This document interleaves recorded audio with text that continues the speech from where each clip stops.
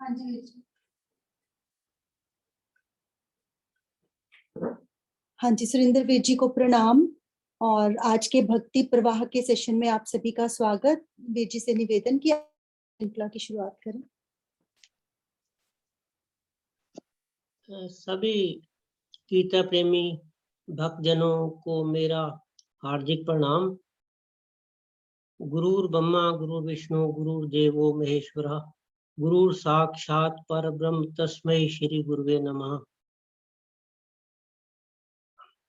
त्वमेव माता च पिता त्वमेव बन्धुश्च सखा त्वमेव विद्या द्रविणं त्वमेव सर्वं मम देव देव।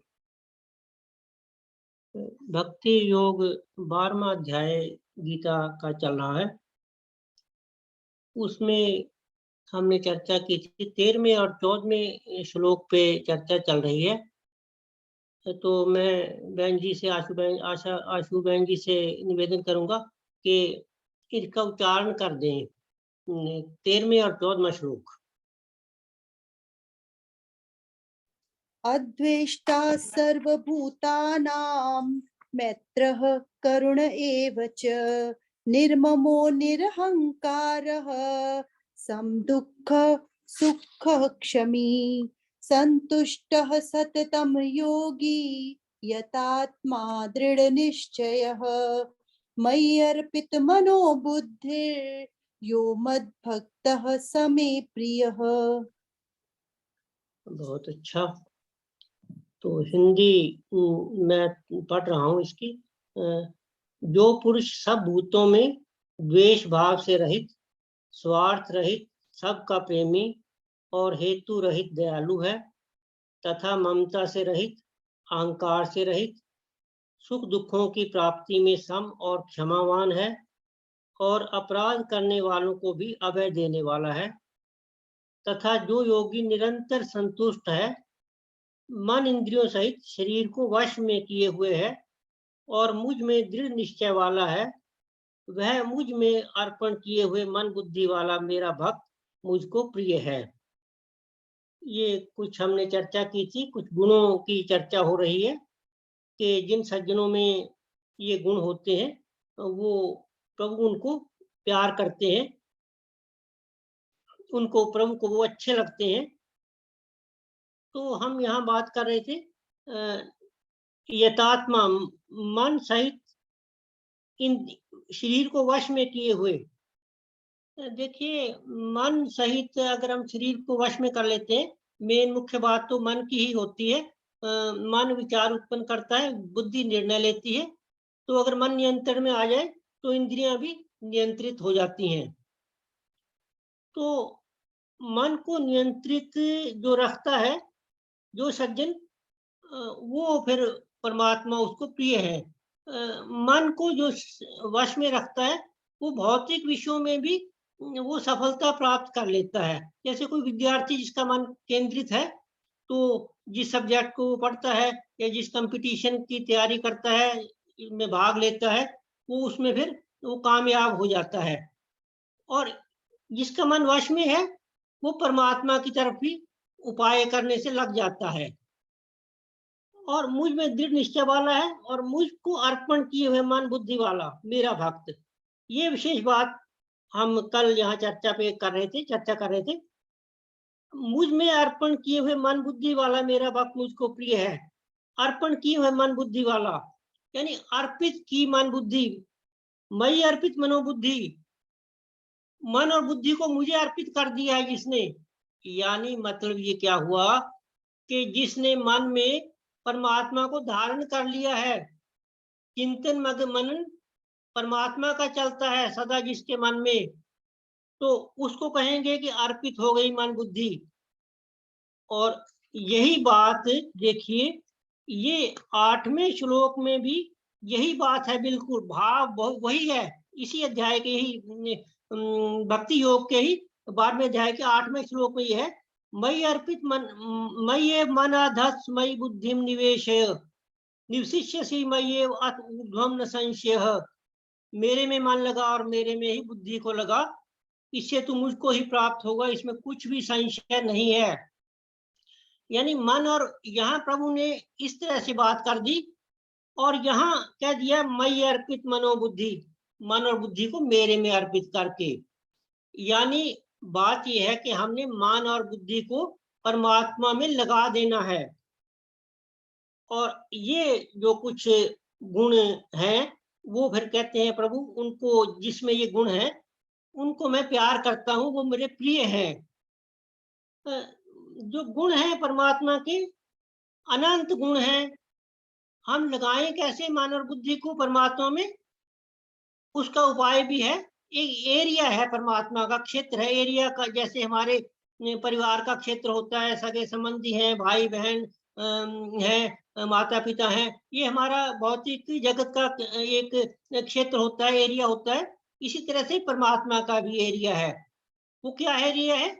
परमात्मा का नाम, परमात्मा के गुण, परमात्मा के रूप, परमात्मा के जन, गुरुजन, परमात्मा की लीलाएं, परमात्मा के धाम, जहां जहां परमात्मा ने लीलाएं की।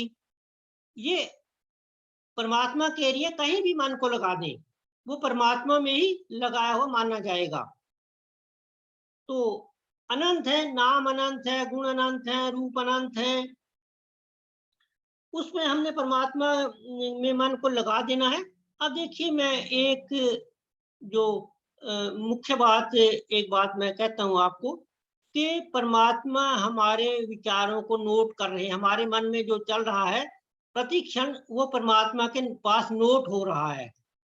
उसी को हिसाब किताब रख करके जो हम पिछले जन्मों में करते आए, जैसे हमारे मन की स्थिति थी, उसको परमात्मा नोट करते रहे और उस आधार पर हमें यहाँ इस जन्म में हमें जन्म दे दिया, जिस परिवार में दे दिया, वो उसके आधार पर दे दिया जैसी हमारी मन की स्थिति पीछे हमारे पिछले जन्मों में चलती आ रही थी।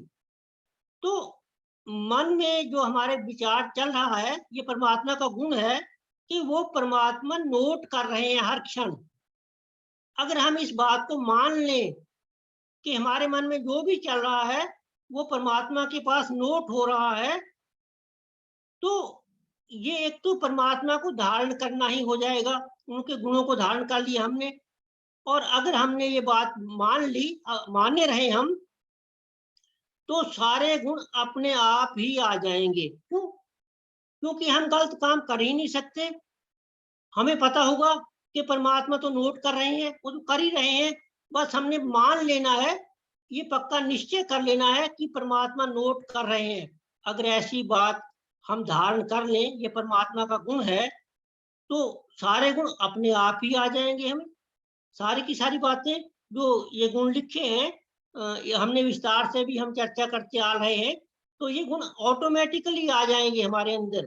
तो जो मुझ में अर्पित किए मन और बुद्धि वाला पुरुष, बुद्धि वाला मेरा भक्त मुझको प्रिय है। तो ऐसे गुण हैं जो प्रभु ने बताए हैं कि जिनके अंदर ये गुण है उनको मैं प्यार करता हूँ, वो मेरे प्रिय हैं। तो हमें काम इतना ही करना है कि अपने मन में परमात्मा को धारण करना है। और परमात्मा को धारण करने के लिए एक बहुत ही, वैसे तो नवदा भक्ति की बात प्रहलाद ने की है। नवदा भक्ति में भी श्रवण, कीर्तन, मनन, ये 3 तरह की भक्तियां, श्रवण करना, सुनना, जैसे आप सुन रहे हो, ये श्रवण भक्ति है।